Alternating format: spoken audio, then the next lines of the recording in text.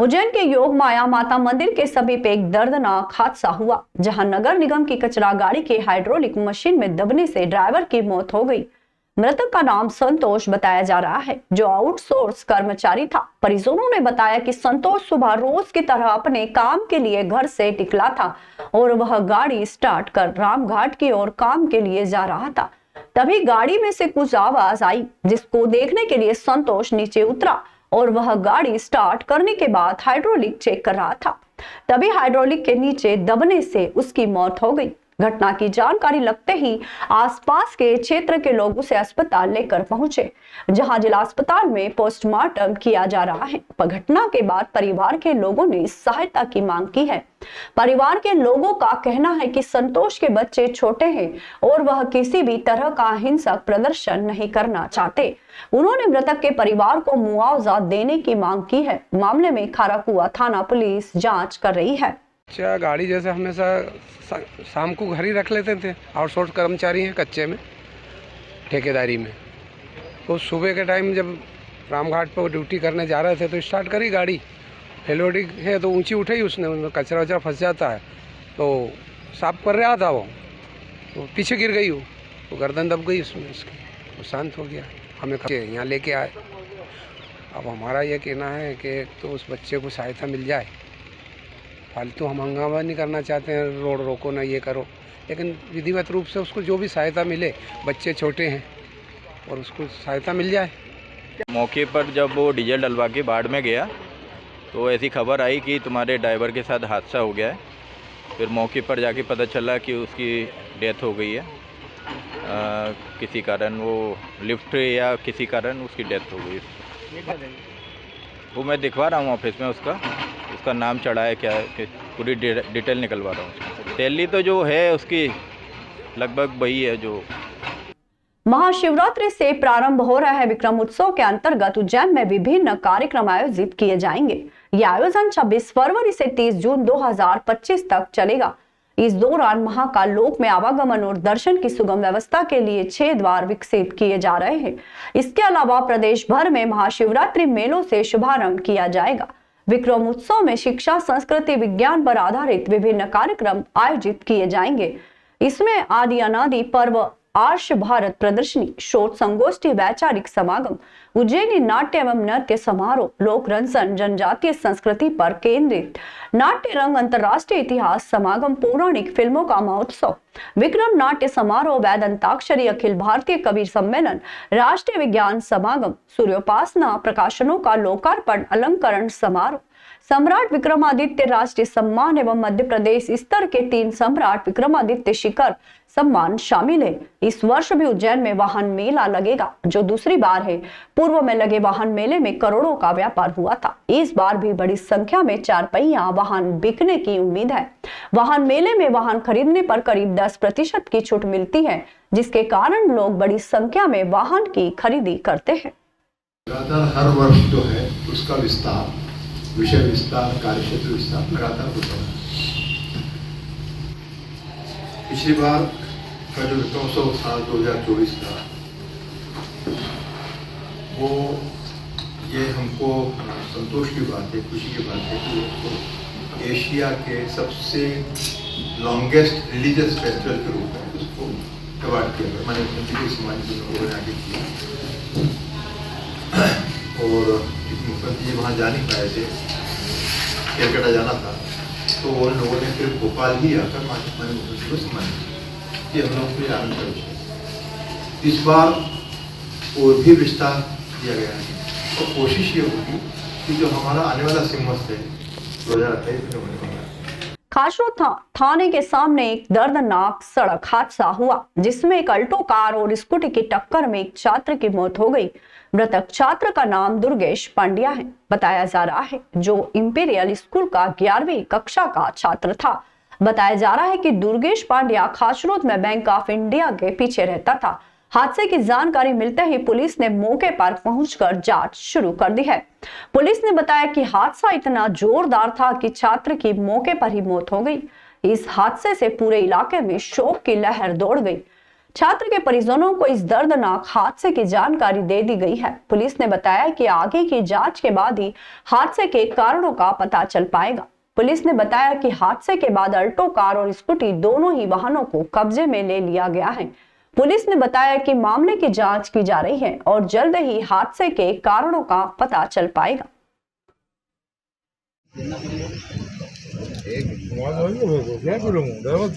मध्य प्रदेश लोक सेवा आयोग की राज्य सेवा परीक्षा 2022 में विकलांग कोटे से चयनित एक उम्मीदवार को लेकर विवाद खड़ा हो गया है। नेशनल एजुकेटेड यूथ यूनियन के राष्ट्रीय कोर कमेटी सदस्य राधे जाट ने इस मामले की उच्च स्तरीय जांच की मांग की है। प्रियंका कदम नामक उम्मीदवार ने अस्थि बाधित होने का प्रमाण पत्र लगाकर MPPSC परीक्षा में विकलांग कोटे से भाग लिया था। हाल ही में घोषित परीक्षा परिणाम में प्रियंका का चयन जिला आबकारी अधिकारी पद पर हुआ, लेकिन अब सोशल मीडिया पर उनके वीडियो वायरल हो रहे हैं जिनमें वह सामान्य रूप से डांस करती नजर आ रही हैं। इस मामले को उजागर करने वाले राधे जाट के मुताबिक प्रियंका कदम का वीडियो वायरल होने के बाद कई सवाल उठ रहे हैं। उन्होंने कहा कि यह मामला विकलांग कोटे के दुरुपयोग का हो सकता है और इसकी उच्च स्तरीय जांच होनी चाहिए। हालांकि प्रियंका कदम ने अपने ऊपर लगाए गए आरोपों को नकार दिया है। उन्होंने कहा है कि वह विकलांग है और उनके पास इसके प्रमाण हैं। उन्होंने कहा कि वह अपने आप को खड़ा करने के लिए ऑपरेशन करवाया है और अब वह चल फिर पा रही है। इस मामले की जांच के लिए मध्य प्रदेश सरकार को उच्च स्तरीय जांच कमेटी गठित करनी चाहिए। इसके अलावा विकलांग कोटे के दुरुपयोग को रोकने के लिए सरकार को बड़े कदम उठाने चाहिए। जी, ये बहुत ही दुखद है, बहुत खेदजनक है कि इस तरह के आरोप मुझ पे लगाए जा रहे हैं और जिस संगठन ने आरोप लगाया है वो एक बहुत ही प्रतिष्ठित और मैं भी मानती हूँ क्योंकि स्टूडेंट्स की आवाज़ उठाने के लिए वो बहुत ही चर्चित और बहुत ही गौरवशाली इंस्टीट्यूशंस रहा है। तो मुझे लगता है कि उन्हें स्वयं मेरे से आकर एक बार कांटेक्ट करना चाहिए था। इस तरह से मीडिया में इस तरह से गलत खबर, लोगों को गलत खबर देना, गलत आरोप लगाना गलत है और आप उनसे मैं निवेदन करना चाहूँगी कि आप इस तरह की अफवाहें मेरे बारे में किसी के भी बारे में बिना सच्चाई जाने ना फैलाएं। रही बात मुद्दे की, तो हाँ, मैं डांस कर सकती हूँ। मैं एक अपाहिज लड़की हूँ, एक अपंग हूँ और लाचार का इस तरह से मजाक उड़ाना, उसके संघर्ष का सत्कार नहीं कर सकते आप तो तिरस्कार भी मत कीजिए। मैं यही कहूँगी, मैं बहुत ही दुखी हूँ, अंदर से आहत हूँ इस बात को लेकर। मेरा संघर्ष बहुत लंबा रहा है। मैंने पढ़ाई के दौरान, UPSC की तैयारी के दौरान मेरा एक्सीडेंट हुआ, मैं गिरी, मेरा बैक इंजरी हुई मुझे, फिर मेरी दोनों कूल्हे की मेरी हड्डियाँ पूरी गल चुकी थी। डॉक्टर ने मेरे मल्टीपल सर्जरीज करके मुझे खड़ा किया है, मेरे इम्प्लांट्स लगाए हैं, दोनों पैरों में 40-40 टाँके लगाकर अंदर एक नहीं 4-4 पार्ट्स लगाए गए हैं। मैं इंसान मतलब नॉर्मल बोन पे नहीं जी रही हूँ, आर्टिफिशियल लिम्ब के सहारे यदि मैं चल पा रही हूँ, खुशी रह पा रही हूँ। एक्चुअली क्या है ना, हमारे मानसिकता है, हम दिव्यांग मतलब एक बेचारा, लाचार ऐसा देखना चाहते हैं। मैं बेचारी या लाचार बिल्कुल नहीं हूँ। मेरे माता पिता ने, मैं फिजिकली डिसेबल हो सकती है लेकिन मैं मेंटली डिसेबल बिल्कुल नहीं हूँ। मेरा आत्मविश्वास बहुत प्रबल है। मैं आज भी बहुत हिम्मत के साथ में आगे बढ़ रही हूँ और मैंने अपनी बीमारी के साथ में लड़ाई की है, हारी नहीं हूँ। तो मैं यही कहना चाहूँगी कि इस तरह के आरोप लगाने से पहले ऐसे संगठनों को सोचना चाहिए। अंतर्राष्ट्रीय मंदिर प्रबंधक परिषद की महासंगम यात्रा देश के 12 ज्योतिर्लिंग और 4 धामों की यात्रा करते हुए उज्जैन पहुंची है। ये यात्रा देश और विदेश के 120 शिवालयों के पुनर्निर्माण का संकल्प लेकर निकली है। महासंगम यात्रा का एक प्रमुख उद्देश्य देश के 100 बड़े मंदिरों को सरकारी नियंत्रण से मुक्त कराना है। इस यात्रा की शुरुआत महाकुंभ में 108 त्रिशूलों के जलाभिषेक के साथ हुई, जिन्हें 108 ऐसे शिव मंदिरों में स्थापित किया जाएगा जहां पुनर्निर्माण की आवश्यकता है। 12 ज्योतिर्लिंग और 4 धामों में शिवलिंग एवं त्रिशूल प्रतिष्ठा, मंदिरों का सौंदर्यीकरण, लाइटिंग, जल व्यवस्था और वाईफाई जैसी सुविधाओं का विस्तार किया जाएगा। महासंगम यात्रा का उद्देश्य मंदिरों की महिमा पुनः स्थापित करना और धार्मिक पर्यटन को बढ़ावा देना है। इस यात्रा में अब तक 9,374 किलोमीटर से अधिक की दूरी तय कर ली गई है और सैकड़ों मंदिरों और तीर्थ स्थलों पर श्रद्धालु भगवान शिव के दर्शन कर चुके हैं। उज्जैन के बाद यात्रा ओंकारेश्वर, मथुरा, वृंदावन, हरिद्वार, ऋषिकेश, ऊखीमठ होते हुए 21 फरवरी 2025 को दिल्ली में संपन्न होगी।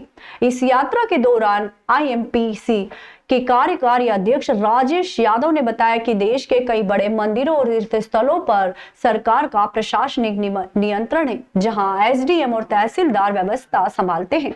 उन्होंने सरकार से अपील की है कि मंदिरों को सरकारी नियंत्रण से मुक्त कर एक स्वतंत्र समिति गठित की जाए, जिसमें समाज के प्रतिष्ठित पत्रकार, डॉक्टर, इंजीनियर, वैज्ञानिक, भारत रत्न और पद्म भूषण सम्मानित व्यक्ति शामिल हो। इसके अलावा स्थानीय महापौर, विधायक और सांसदों को भी समिति में समायोजित किया जाए।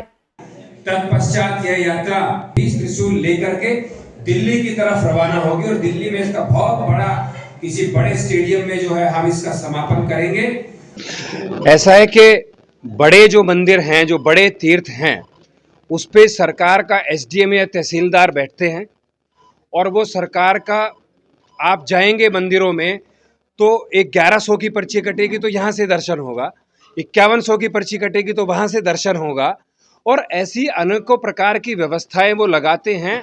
और जो धर्म प्रेमी बंधु जो आस्था और श्रद्धा पूर्वक वहाँ आते हैं, प्रभु का दर्शन करने के लिए आते हैं, वो वहाँ पर अनुदान देते हैं, अपनी सेवा देते हैं मंदिर के लिए, धर्म के लिए।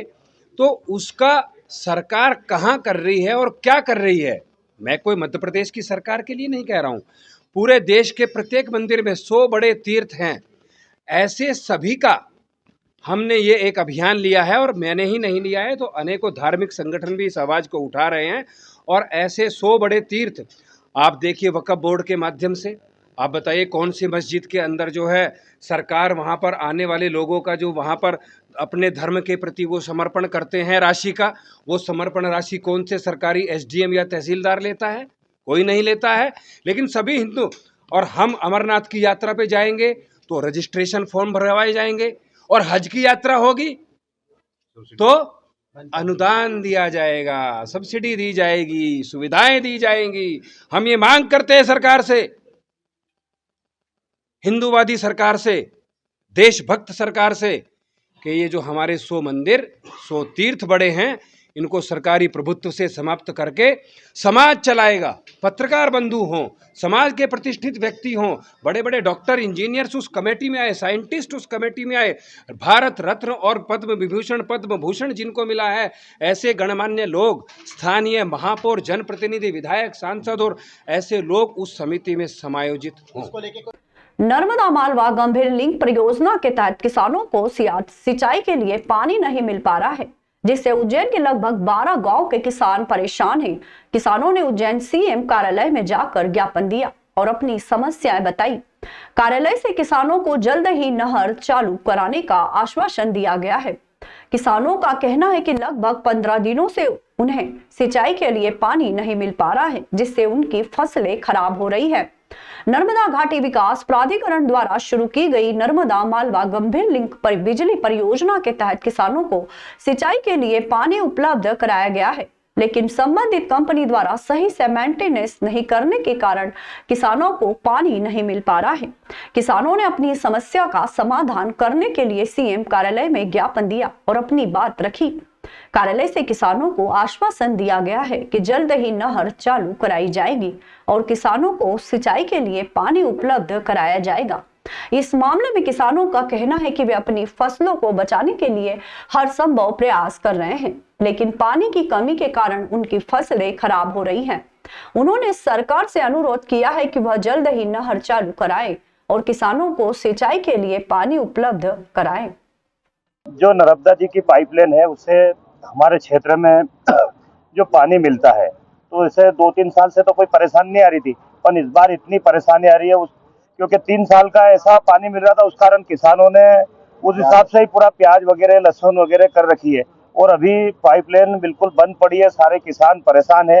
तो मुख्यमंत्री जी के निवास पे, इनके कार्यालय पे आकर सारे किसानों ने समस्या बताई और उन्होंने, इनके पीएस ने आश्वासन दिया है कि कल तक वो पाइपलाइन चालू हो जाएगी। तो बस इसीलिए सब ग्रामीण जन आए थे। सर, हम सभी किसान गठिया विधानसभा क्षेत्र के जो 8-10 गांव हैं जहां पे नर्मदा पाइपलाइन का पानी नहीं मिल रहा है, इस समस्या को लेकर हम सीएम साहब के पास आए थे। यहाँ हम 5 तारीख को भी पहले अवगत कराया था, लेकिन हमारा समस्या का कोई भी निराकरण नहीं हुआ था। आज वापस से हम सर के पास आए हैं। आज हम सर अधिकारियों से भी बात करी है, उन्होंने बोला भी है कि आज आपकी समस्या का निराकरण होगा।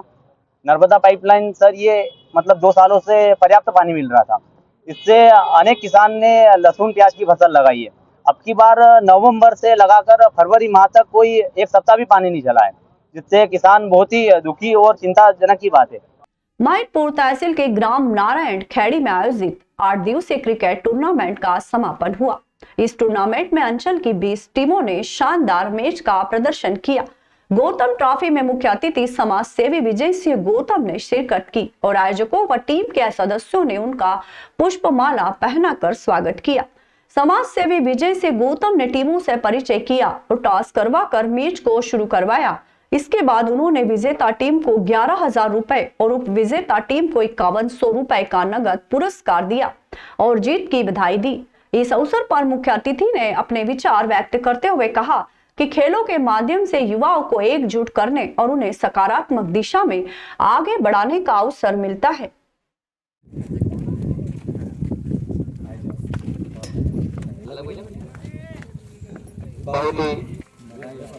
और हमारे मुख्य अतिथि साहब, सभी लोगों को मैं बहुत बधाई देना चाहता हूँ। विगत 8 दिनों से ये मैच चल रहा था, आज इसका समापन हुआ है और आज हमने यहाँ पर इनाम भी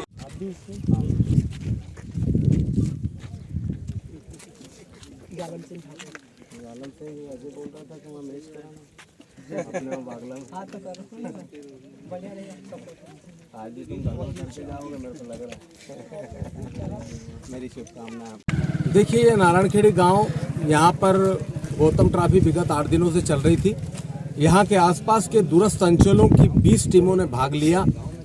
आज फाइनल सेमीफाइनल यहाँ पर हुआ है और सेमीफाइनल के बाद अब फाइनल भी हुआ है और यहाँ पर बागला की, शेरपुर की और यहाँ की समिति की टीम खेल रही है। आज मैं इस अवसर पर यहाँ पर इनके बीच में उपस्थित हुआ हूँ। आज इनको 11,000 रुपये का इनाम विजेता को, 5100 का इनाम उप विजेता को दे रहा हूँ और मैं भगवान से प्रार्थना करता हूँ, परमपिता परमेश्वर से, कि निरंतर ये खेल के क्षेत्र में निरंतर यहाँ के बच्चे काम करते जाएं, खूब आगे बढ़ते जाएं और थोड़ा सा मैं चाहता हूँ कि ग्रामीण क्षेत्र के बच्चे भी, अब यहाँ पर जैसे कि ये गांव है नारायणखेड़ी, तो यहाँ 20 टीमों ने ही भाग लिया। अभी जैसे यहाँ अजय कछावा करके एक बालक है बागला का, उसका कहना है कि साहब आपको हमारे यहाँ टीम का जो है मैच कराना पड़ेगा गौतम ट्रॉफी का और हमारे यहाँ 40 टीमें भाग लेंगी। इनका कहना है, इनके यहाँ पे सब रुचिवान खिलाड़ी हैं, पर फिर भी हमारे नारायणखेड़ी वाले भी बहुत बढ़िया खिलाड़ी हैं और यहाँ के आयोजक सभी लोगों को, मैं परमार साहब को, समानी जाट साहब को, यहाँ पे चौधरी साहब को, सबको बहुत बधाई देना चाहता हूँ। और ख़ास तौर से क्या ये हमारे डेलची बुजुर्ग के सोनू बना की तरफ से मैच था, उन्होंने कहा था मुझे कि नारायणखेड़ी को एक अवसर देना चाहिए, तो हमारी गौतम ट्रॉफी की एक अंतिम कड़ी में हमने यहाँ पर इस चीज़ को देखा और आज यहाँ पर मैच का समापन किया है। मैं बहुत बधाई देता हूँ, बहुत आभार व्यक्त करता हूँ सभी का। सभी ने खेल भावना से खेला और सभी ने बहुत अच्छा खेला। मैं यहाँ की समिति को और यहाँ के खिलाड़ियों को 11,000 और 5100 का इनाम दे रहा हूँ। बहुत बहुत धन्यवाद। नागदा में एक अद्वितीय उदाहरण सामने आया है, जहां 65 वर्षीय मनोरमा मारू ने अपने जन्मदिन पर अपनी देह का दान कर दिया।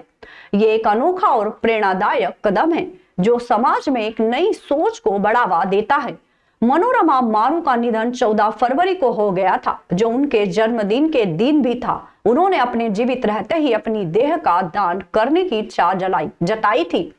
उनके परिजनों ने उनकी इस इच्छा का सम्मान किया और उनके निधन के बाद पहले नेत्रदान और फिर देहदान किया। मनोरमा मारू की देह को उज्जैन के आरडी गार्डी हॉस्पिटल को दान किया गया।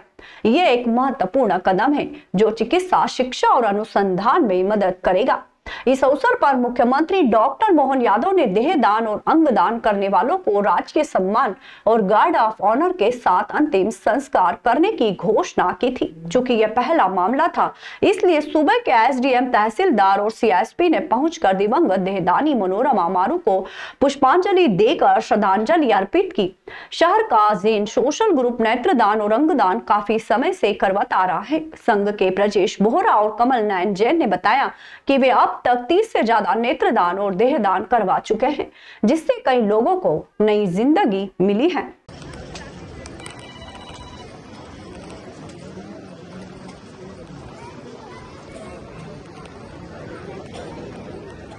हमारी माता जी की जो माता जी मतलब हमारी नानी जी, उनको धर्म के प्रति ही शुरू से बहुत लगाव था। वह आज भी 85-90 साल की उम्र में भी नित्य 15-17 घंटे धर्म की क्रियाएं करती रहती हैं। उन्हीं को देख के उनके बच्चे, उनके बेटे बेटी पौत्र और हम लोग बेटियों के बेटे उन भी इसी राह पर चल रहे हैं। हमारी मम्मी ने कई धर्म के कार्य किए और उनकी एक चाह थी कि दुनिया से तो सब जाते हैं, दुनिया में अंगदान भी सब करते हैं, पर भविष्य में जब हम डॉक्टर के लिए ढूंढते हैं तो उन्हें एक शरीर की आवश्यकता होती है जो कि लोग नहीं करते हैं। तो वे खुद भी अंगदान करने के लिए, देहदान करने के लिए इच्छुक थी और साथ में सभी को प्रेरित करती थी। उन्होंने मेरे पूज्य पिताजी अजीत सिंह जी मारू साहब को भी प्रेरणा दी, उनकी सहेली और उनके पतिदेव और कई लोगों को अभी नागदा में दी। उज्जैन कल परसों जो थे, जब भी उन्होंने कहा, शादी में भी कहा, वो चाहते थे कि भारत का एक उज्जवल भविष्य बन के तैयार हो, जिससे कि आने वाला कल स्वर्णिम भारत बनकर दिए।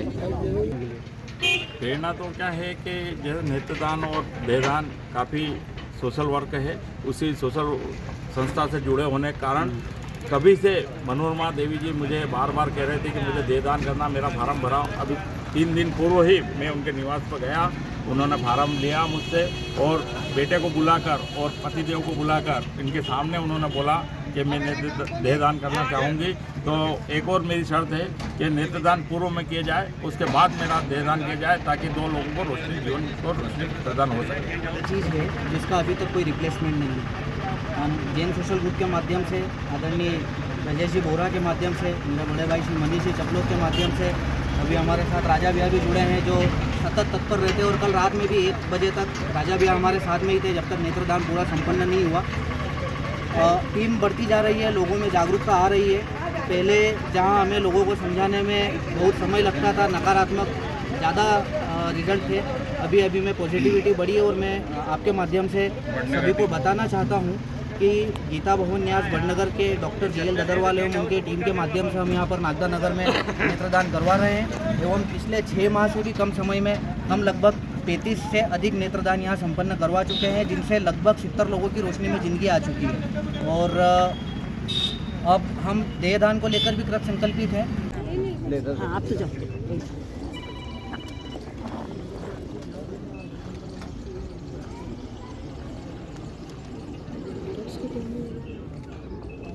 अब जो RD से लेटर आया वो वाचन राजेश जी धाकड़ का। RD चिकित्सालय महाविद्यालय, श्रीमान दीपक जी मारू, पिता श्री अजीत सिंह मारू जी, नागदा महोदय, मृत्युपरांत आपकी स्वर्गीय माता श्रीमती मनोरमा मारू, पति श्री अजीत मारू जी, 63 वर्ष, निवासी 123 शारदा गली नागदा उज्जैन की मृतदेह RD चिकित्सा महाविद्यालय उज्जैन को दिनांक 14/2/2025 को दोपहर 1 बजे को प्राप्त हुई। देहदान का निर्णय लेकर आपकी माताजी ने अत्यंत साहस, त्याग और मानवता और तथा समाज के प्रति अपनी निष्ठा का परिचय दिया। इस अनुकरणीय एवं विवेकशील कार्य से चिकित्सा शास्त्र के समस्त विद्यार्थी लाभान्वित होंगे एवं आजीवन आपके कृतज्ञ रहेंगे। हमारी संस्था आपके इस अनुकरणीय कार्य के लिए सदैव आपकी आभारी रहेगी। आपकी माताजी के द्वारा दिया गया यह कार्य समाज के लिए प्रेरणादायक रहेगा। निश्चित तौर पर अजीत जी मारू, दीपक जी मारू और उनके परिवार के प्रति मैं बहुत सारी अनुमोदना करता हूं, क्योंकि मनोरमा जी हमारे नगर की बेटी भी थी, हमारे मित्र की सिस्टर थी, हमारी बहन थी। और निश्चित तौर पर इतना बड़ा निर्णय किसी भी परिवार के लिए बहुत बड़ी बात रहती है। मैं इसके लिए पूरे नागदा नगर की जनता के श्वेतांबर मूर्ति पूजक संघ की ओर से उनका हृदय से धन्यवाद करता हूं। निश्चित आने वाली पीढ़ी के लिए जिस तरीके से अभी माननीय मुख्यमंत्री मोहन यादव जी ने मात्र 2-3 दिन पहले ही घोषणा की कि आने वाले समय पे हम इनको राजकीय सम्मान से सम्मानित करेंगे।